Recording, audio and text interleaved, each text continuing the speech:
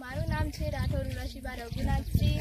તો હું મોહેત ગામની વતની છું। અમે આના થોડા સમય પહેલા જ અમે મહાદેવના મંદિરથી આવ્યા। એના અઘારો ઝાંઝરીવાળા અંબેમાનું છે મંદિર ને એ મંદિર છે।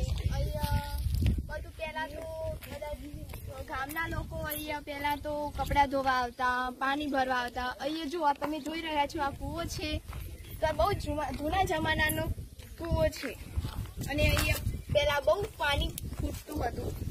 અહીંયાથી એવું કહેવાય છે કે અહીંયા એક પહેલાં મૂર્તિ પણ નીકળેલી છે અને બધા કપડાં ધોવા આવતા ને બધું વગેરે કરતા। પહેલાં તો પાણી નહોતું આવતું એટલે બધા અહીંયા પાણી આવતું, અહીંયા ખૂટતું પાણી તે અહીંયા જ આવતા।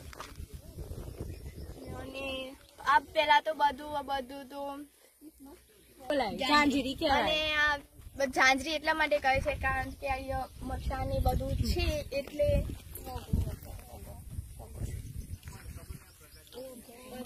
આ વર્ષો પહેલાનો કૂવો છે। અહીંયા બધા પાણી ભરાય અંદર કોની દિશા જોવાનું। ચાલો 1 વર્ષ પહેલા જ મંદિર બન્યું છે નવું, તો આપણે એની જાણકારી માટે જઈએ અને